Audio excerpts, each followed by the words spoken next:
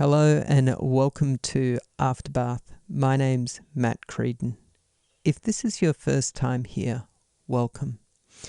If you're returning, welcome back. It's really good to have you here again. Afterbath is a place to slow down, to listen, and to gently step out of the noise of the day. A place where nothing needs fixing, achieving, or improving, at least for a little while. Today's episode is taken from Chapter 4 of a book I'm currently writing called Transforming Lives, One Note at a Time. This chapter explores what I call the state of presence, or as I like to describe it, chasing bliss. After the reflection, I'll guide us into a 6-minute sound bath preview and then gently close the episode. For now, just get comfortable. There's nothing you need to work out. The state of presence, or chasing bliss. Let's talk about presence. Presence is the state of being fully conscious and aware of what's happening right now, without mental distraction. No commentary, no judgement, no reaction, just awareness. I like to call this chasing bliss, even though you're not actually chasing anything, because the moment you start chasing bliss, you've already implied there's a problem that needs fixing and that bliss hasn't arrived yet. And it's the chasing that causes most of the mischief. The funny thing is, there's already a part of you that is bliss. That part of you is your awareness. Awareness, the one who watches. Awareness is the part of you that watches without judging. It observes thoughts, emotions, sensations, and events the way you might watch a movie. It doesn't need to intervene. It doesn't need to fix the plot. It just watches. In some ways, it's similar to dreaming. When you're dreaming at night, you're often watching events unfold with far less concern for your personality, your status, your reputation, your petty wins and losses. During waking life, however, those things suddenly feel very serious.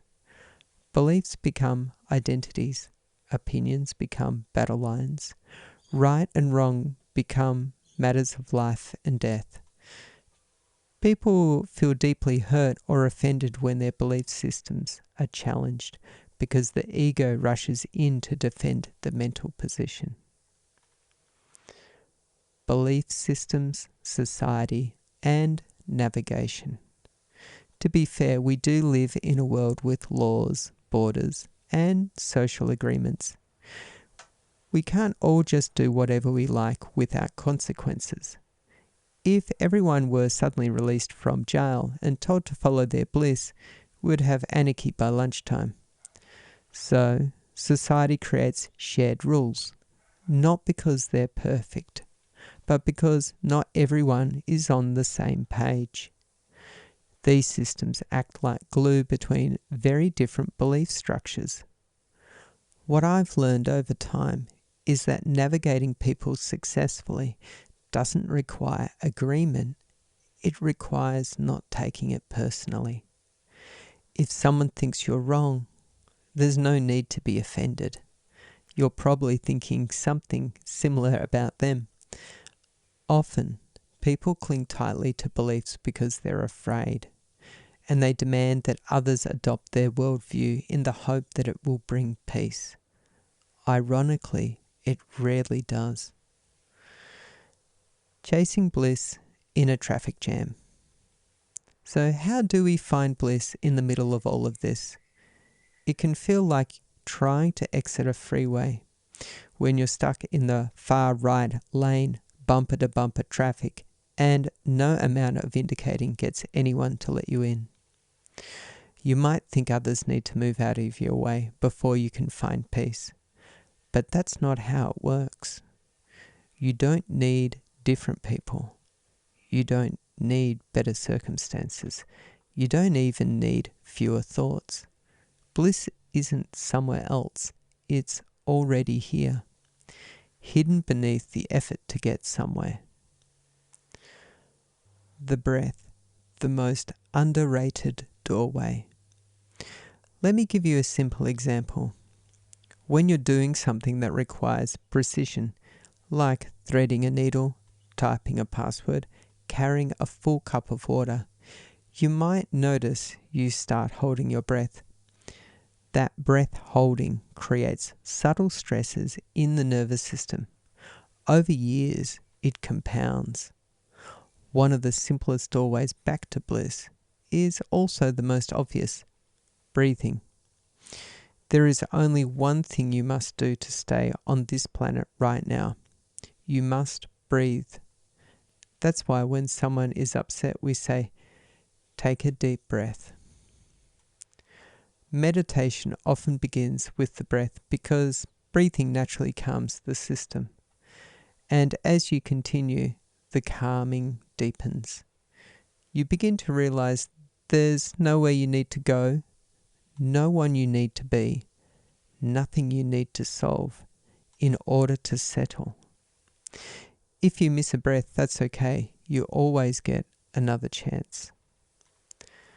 The mind's favorite interruption. The mind will try to interrupt this with something like, yes, breathing is good, but first let's solve this one small, incredibly important problem. It's a bit like saying, I'm not going to breathe until I finish this sentence. And this sentence is going to be so brilliant that everyone will finally see how intelligent I am. And heaven forbid anyone interrupts you or contradicts your belief. Have you ever realized mid-argument that you're actually wrong and kept arguing anyway? Because admitting you're wrong feels like death to the ego. A friend once said to me, the more I learn, the more I realize how little I know. Facts are a very shallow form of knowing. Experience goes deeper, but awareness goes deepest of all. Beyond thought into being.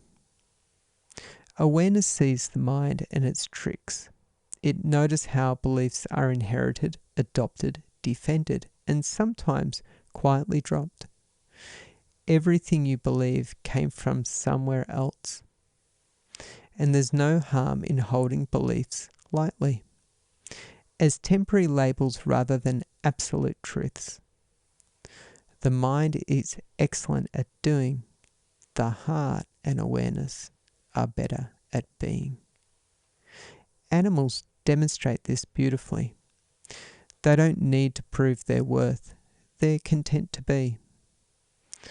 We're not aiming to regress to animal behaviour, although alcohol has a go at that. What we're pointing towards is a state beyond human overthinking, a higher consciousness that's quieter, softer, and more spacious. When the chase ends. When you notice the mind becoming dissatisfied, you can simply observe it with curiosity. Oh, there it goes again, looking to the past or future to solve a make-believe problem. The mind thinks it understands bliss. It doesn't. The heart understands bliss through feeling, not facts. Sadness and happiness are two sides of the same coin. When you stop running from one toward the other, the chase naturally ends. And when the chase ends, bliss begins to rise, not as excitement, not as drama, but as a quiet, steady contentment. As the Buddhists like to say, when realization dawns, you laugh at the sky, and it falls back on you like a big blue pancake. In a moment, I'll let the words fade and bring in a 6-minute sound bath preview. There's nothing you need to do, no technique, no effort. Just allow the sound to meet you where you are. And if you'd like to experience the full 1 hour sound bath, you'll find a link in the podcast description.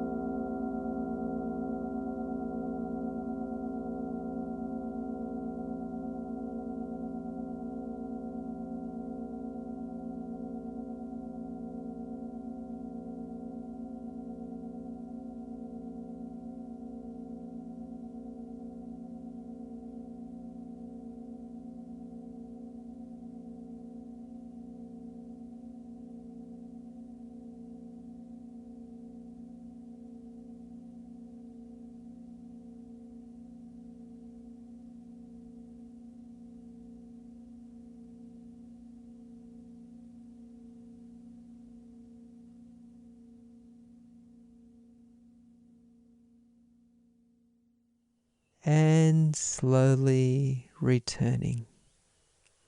Thank you for spending this time with me. As you move back into your day, stay curious. Notice the difference between chasing bliss and simply allowing presence. Lean gently into that awareness, the part of you that's already at ease.